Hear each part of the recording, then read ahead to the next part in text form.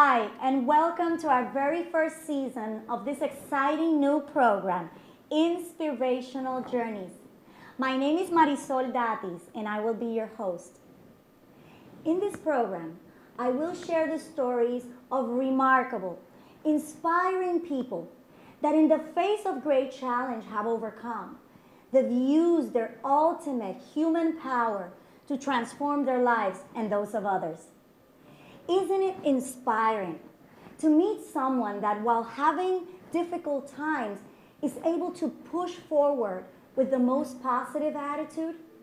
Someone motivated to succeed, who demonstrates outstanding discipline and lives in joy. None of us are exempt from living through milestones that shake our core, test our character, and strength of our spirit. Yet the countless stories of triumph demonstrate that the human spirit has the capacity to rise above outrageous adversities and achieve miraculous results. Stories of courage, perseverance, and evolution live among us. Let me tell you my journey. I grew up in a very humble household. As a child, I was diagnosed with a condition called bilateral hip dysplasia, which is the bone out of the socket. The condition was diagnosed at the age of 3, kind of late for a quick fix, which resulted in the need for multiple surgeries. My parents didn't have any money to pay for medical interventions, but thanks to the generous support of one of the biggest medical volunteering institutions in the United States, Shriners Hospital, these surgeries were possible. Yet, childhood treatment could only cure so far in my 20s. I experienced the beginning of arthritis, which made much worse in the 30s. The chronic pain I was living at the time and my limited physical activity were my greatest challenges. At the age of 39, I was considered already a person of disability. I could barely walk. In 2012, the inevitable came and I needed a total hip replacement on my right hip. In 2014, my left hip was also replaced. However, I never allowed my disability to keep me down. I made sure to pursue postgraduate education, completed a bachelor's in arts with a major in performing arts in 1997 at the University of Puerto Rico. Continued then study at arts educational schools in London in United Kingdom until 2000, while also becoming a licensed fitness personal trainer. In 2001, became a real estate broker and started to perform as a professional singer for a band called Funky Group, while collaborating with many artists. I juggled between corporate world and live music performances to keep my life balanced. In parallel, I have pursued all the physical activities I had once considered remotely possible.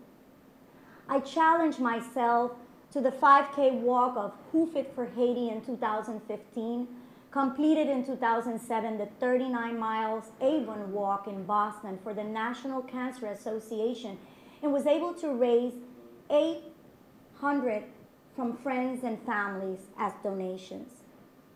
In 2017, I also had the opportunity to travel to Haiti on a mission trip through St. Elizabeth Seton's Church.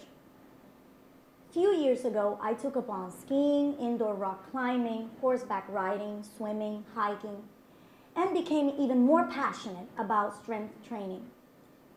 Last year, I was blessed to compete on Nicole Wilkins' Muscle Up Challenge. There, I found an opportunity to take my body to the next level. But what was more meaningful was that I was able to overcome the biggest insecurity of my life, being able to show the multiple scars of my hips to the world. No filters. Something I had never been able to conquer. That became my redemption. The journey took 44 years, and it was worth it. What has really pushed me through and kept me motivated was my rooted connection with the greater source. That source that meant for my journey to be worthy so my journey could be inspiration to others. I am no different than anybody else. There are hundreds, thousands of absolutely amazing stories out there waiting to be discovered and told. Stories of transformation and unimaginable achievements. These stories are among us. Our family members, our co-workers, our friends, our neighbors, even strangers to whom we say hi every day and we have no idea of the teachings we can gain from their journeys that will help improve our lives, make us better people, and bless us with a fulfilling existence. The journey is unique to each of us. And what makes us humankind be such a precious creature on earth are those stories. These are stories I want to highlight on this program. Join me on this journey of discovery and let us be inspired. And today, I have the greatest pleasure to have with me someone that is an author, has become a friend, and is an entrepreneur. And her name is author Elsa Kurt. So welcome her to the show. Hello, Hi, thank you. How are you? Thank you good. so much for you. accepting our invitation to be here with us today. I'm excited to be here. This is so fun. Well, Elsa, I know you as Melanie Chernier. Yes. Now, you are author Elsa Kurt, I am. And I I'm love both. the name, and I want to know, and I know the audience wants to know too. Oh, sure. How do you come up with the name Elsa Kurt? Sure. Where does it come from? It's very personal in a great way, and it's actually my grandparents' first names put together. So Elsa is my grandmother, and Kurt is my grandfather, and Sure. they've since passed. They've been gone for quite a while now. Yes. But I wanted to kind of pay a little tribute to them and Yes. kind of keep them with me on my journey this Yes. whole time. So they're with me for every single book, and yeah, it's special.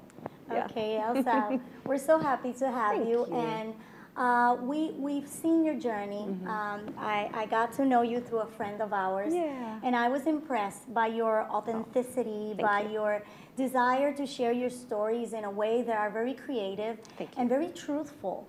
And I want to know more about your journey. How do you come? You're from Rocky Hill. I am. I'm a Rocky Hill You girl. were born in yeah, Rocky Hill? Yeah, Okay. born and raised. Yes. I love my Beautiful town. by I the love way, my isn't it? town. Yes. Okay, and then you studied in Rocky Hill High School. You I graduated did. from Rocky Hill High School. I sure did. And so how do you go from, after you graduated, do you go straight into, embarking in writing, or was it a journey that came afterwards? Yeah, it was a little bit of a unusual ride, I think. Normally the normal course is after high school you go to college, and then after Sure. college you get married, and you get, I kind of skipped a few steps. So 2 years after high school I was married with my first daughter, and being a stay-at-home mom, and that was my role. I decided that that's what I wanted to do, and I loved every minute of it. Okay. But that was about 15 years of my life being a stay-at-home mom, and volunteering for the PTA and doing all of those things, and baking Exciting. cookies. Yeah, super fun. I loved it. That was everything. I was a professional volunteer for everything, and it was great. And then the kids had the nerve to grow up and not need me to stay home anymore. And and life changed, and it started becoming a kind of a looming question of, what am I going to do when I grow up? And writing, of course, was always a passion of mine, Sure. a love of mine, storytelling. And, you can probably go back and ask any of my Rocky Hill teachers that, all that girl ever did was daydream, so she better have some stories in her head. But yeah, that was, a little unconventional. And, so I did always write. I didn't write with any kind of purpose or any plan. And it really wasn't until I was about 40 that Wow. I started to write with, I call it write with intent. And, Okay. for me, that was intent to Yes. share my work and, you know, and publish, of course, and yeah, slightly terrifying. There's a little bit of a nice thing about the anonymity of writing and publishing too, in a weird way, because you know, you're isolated when you write, so you're in your little bubble, and you put your work out there in the world, and you're still kind of isolated because there's this space between you and the rest of the world, and you know, but then people start asking you about your books and you have to talk about them, and, you know, so yeah, it was a crash course in peopling for me. I had the pleasure to read some of your books. Oh, thank you. And I remember Season to Remember. It's a great book. Thank you so much. What resonated, it was how you managed to use the characters and place them in situations that are very similar, or they are the experiences that we have, and the challenges and the struggles that we live. And I wanted to ask you and get a chance to know, is it something in your life that has been the pinnacle for you wanting to write about the challenges that us human beings have within relationships, but also as individuals? Can you tell us about anything in your personal life? Yeah, sure. I, you know, I always considered my life to be pretty average, nothing, you know, extraordinary. And I thought when I really started to seriously think about writing with intent, I had this thought of like, what do I have to share? You know, what do I have to say that's different than what anybody else has to say? And, you know, it finally dawned on me what makes a story impactful and matter is that it's relatable. And if you can tell the most mundane story, but if you tell it well, it's suddenly a great story, you know. And I love the relatability of life experiences. You know, I've been married, I've been divorced, I've raised kids, I've made tons of mistakes, and you know, and really right? And you know, and I was that kid. I had to do everything the hard way, and you know, did everything backwards, and did it even writing. I did that, you know, the hard way. I jumped face first, and figured it out after, you know, what I was supposed to do once I wrote something. But yeah, it's just this sharing of stories that, you know, I get to say I came out on the other side of my bad experiences, which of course divorce in itself is, you know, anybody who's been through it knows that, you know, it's no day in the park at all. And, you know, I get to have the story. I'm so fortunate to have the story that I'm friends with my ex and the father of my children now. And that in itself, you know, is a story that somebody either can relate to or say, oh, I've never, you know, I don't know how you guys did that. But, you know, well, you know, I find a way to make it fiction and put it in a book and share it with people. And you know, I love the show that it's about Inspiring Journeys, because I love to write stories that hopefully inspire people and help them out of a dark place and into a better place. Just because I can say I've been there, you know, I've been where you're at, and I can tell you without a shadow of a doubt, you are going to be okay. You know, you're going to be on the other side of it. It's not going to be this way forever, you know. So would you say that through your books you have found like a way of healing in a way yourself with the experience of the divorce and what you've been through? Absolutely. When I wrote the first novel that touches on all of that is Livy Takes the Long Way, and I had a really hard time writing that book because it was emotional and it was real, and I relate to Livy, and I didn't like her, and that's a really, I did tell you, when we met, I didn't like her because she was so flawed and so exposed, you know, and it was very hard to write her because she resonated so much, and it's a little difficult to look in the mirror sometimes, you know, and be honest about it and say, you know, it took two to make a marriage and to break a marriage, and I was as part of that, you know. So it was the honesty of Livy that was a challenge, and by the end of it, I forgave her for her weaknesses and her poor choices, and essentially forgave myself, you know, and said, you're like everybody else and you're just trying to find your way. And that was, you know, of course, there came the title. Sure. You know, Livy took the long way to get to that place of contentment and joy. And, you know, I took a little bit of a longer path to get there too.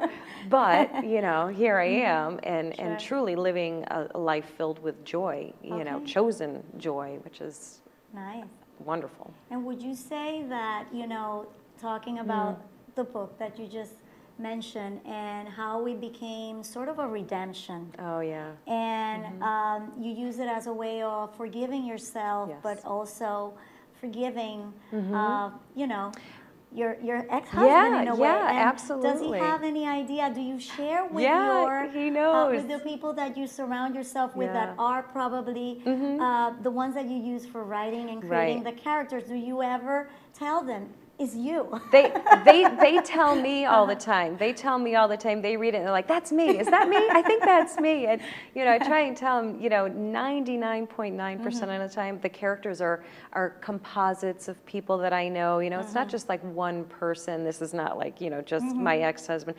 You know, the husband in the story of Livy Takes the Long Way, you know, is actually like the complete opposite of my ex-husband in so many ways, you know, but he's still right away goes, you wrote about me, didn't you?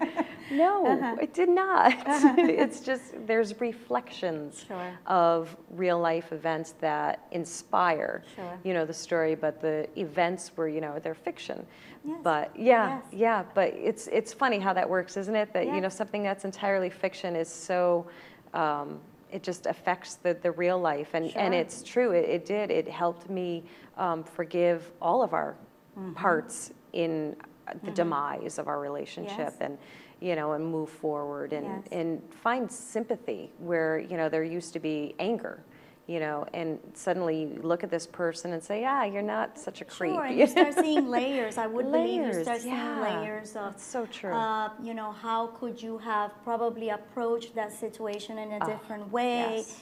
And then you, as you said, you become sensitive. So, you know, from a reader standpoint, it is very uplifting when you're able to read a book, a novel that resonates into what your experience has been.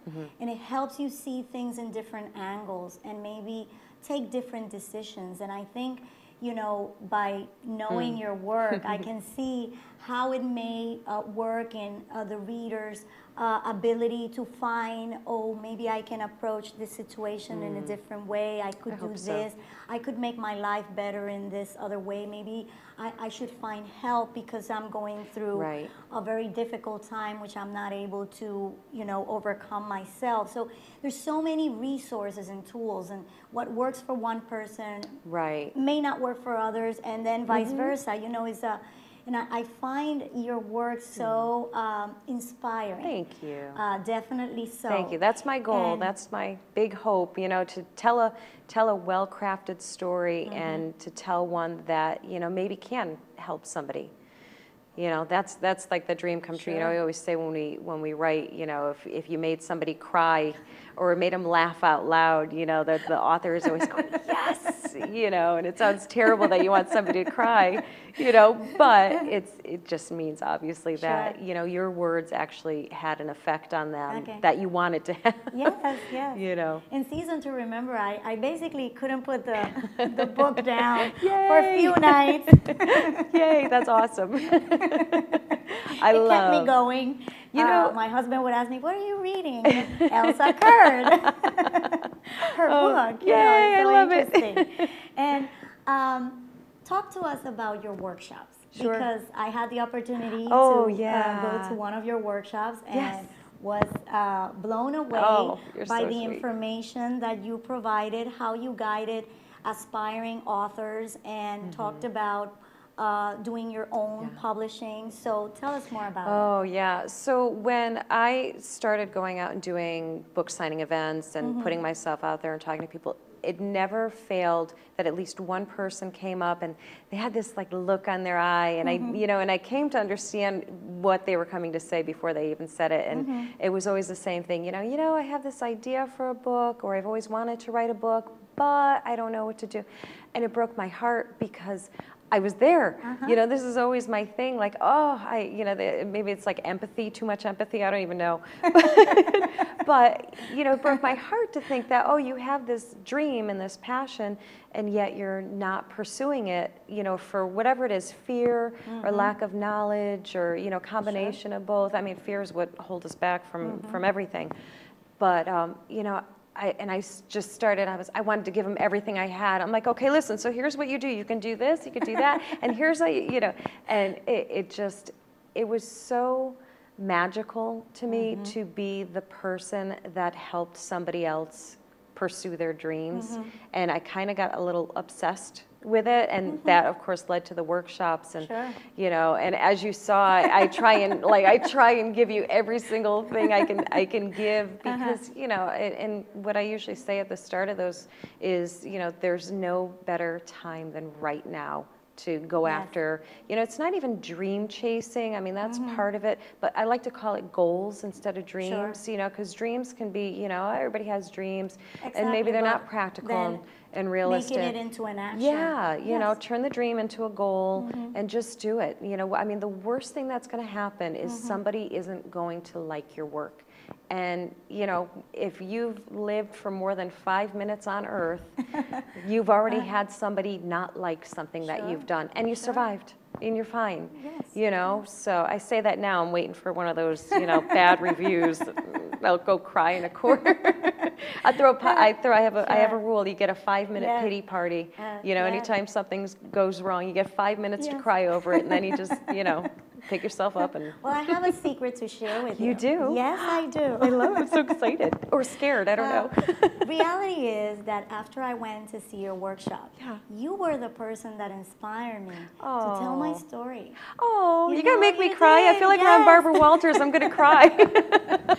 Yes, you did. I told David, after listening to everything you had to say, and the love and the passion in which you conveyed your message and wanted to help us, it really, really made me think about my own life and my own purpose, and so thank you so much. That brings me tremendous joy to hear something like that. That's, I mean, purpose served, and we talk about, and we talked about this privately on our own, about, just living that purpose-driven life, and I think we have so many purposes, and, and when you get to find at least one of them, you have to go for it. It's amazing. You can't wait. You have to. Yes, you just have to. Like it lights a fire in you, and so thank you so much for helping me realize a dream, a goal by going after yours. And if you had the chance to share your biggest advice to anyone going through a difficult time, and how they should go about it, what would be the advice that you would give? Oh, wow. I would have to say that the biggest advice I could give somebody is to go forward with compassion. And, I know that sounds so almost even cliche in a way, but it's, if you can find compassion for yourself and for the person you're, or the situation. It may not even be a person, maybe a situation, maybe your work life is unsatisfactory, and or it could be a relationship. And if you just stop and be present in the moment and be grateful and just have compassion, because we beat ourselves up so hard all the time. I mean, we have that, I think everybody has that little voice in their head that's constantly telling us that, you can't do it, you're not good enough, you're not smart enough, you're not strong enough, you're not all of these things, and it's that little devil that sits on our shoulder and tries to convince us of lies, and I think when you can turn that voice off, or at least turn the volume down on it, and turn up the one that's telling you yes you can, and you're fine, I think speak kind words to yourself. It makes it easier for you to speak kind words to other people, and achieve joy, I think. And that's like the word of the day, I guess. It's like the word of my life. Yes. And there was a quote that stayed in my mind when we met the last time. Yeah. You said, "From great power comes great responsibility." Peter Who Parker. said that? Peter Parker from, actually, I think it was his uncle. I'm drawing a blank on his uncle's name, but it was from Spider-Man, you know. But I mean, no wiser words have been spoken, because it's so true. You know, if you get, you know, my platform is so tiny. You know, I'm a little bitty author in a very big world, and there's so many of us out there. But I do have a platform. So, you know, it becomes that question, you know, it may not be great power that I have, but there is power. And what are you going to use it for? So are you going to do good things, or are you going to do not so good things? You know, and I love good karma. So, so I just want to put good things out in the universe, and I want to use, you know, my platform or my power to do great things. Yes, and you're doing it. Thank you. Thank you. I'm trying like heck. I'm trying. You know, we all go through struggles, and each person has a very unique life. And sometimes we ask ourselves, why are we going through this situation? Why me? And I've come to realize that really sometimes it's not about why me. It's about, okay, I'm here. Yes. This is my current status. What I'm going to do about it? How am I going to make this challenge overturn it into an experience that would not only make me a better person, but also be able to share with others, as you said, kindness, compassion, and you know, all of these things unite people and create communities and build bonds that, you know, cannot be destroyed, and that's love at the end of the day. Absolutely. So it's amazing. It is. It's incredible. It's just, it's so awe-inspiring that those little ripples, you know, and they just keep going out and out. You know, it's like dropping the stone in the pond and watching those ripples, and you know, just to be one of those ripples is, you know, that's power. That's the great power right there, you know, and the responsibility that we get to have, you know. Well, Elsa, thank you so much. Thank you so much. Here. I loved it. I am delighted that you know, accepted our invitation to be our first guest. Thank you so much. Wonderful. It's been amazing. Thank you. You're very inspiring. Thank you. So are you. Thank you so much. Elsa's authentic self was what has ignited my curiosity in her and her writings. As I said, I was mesmerized by her open-hearted personality and inspired by her journey of self-acceptance and forgiveness. We all know how difficult it is to reprogram our minds and change the negative life patterns that are responsible for keeping us behind, so that we may conquer that self-reassurance, we live in truth, and we reach the ultimate expression of ourselves. The way in which Elsa was able to turn her writing journey into a healing process for herself is amazing. So we hope to hear more from Elsa. Stay tuned with us for our next program, and we would like you to say like to our page in Facebook, Inspirational Journeys, to www.facebook.com/CN Sun Productions. Until the next time, make the journey worthwhile.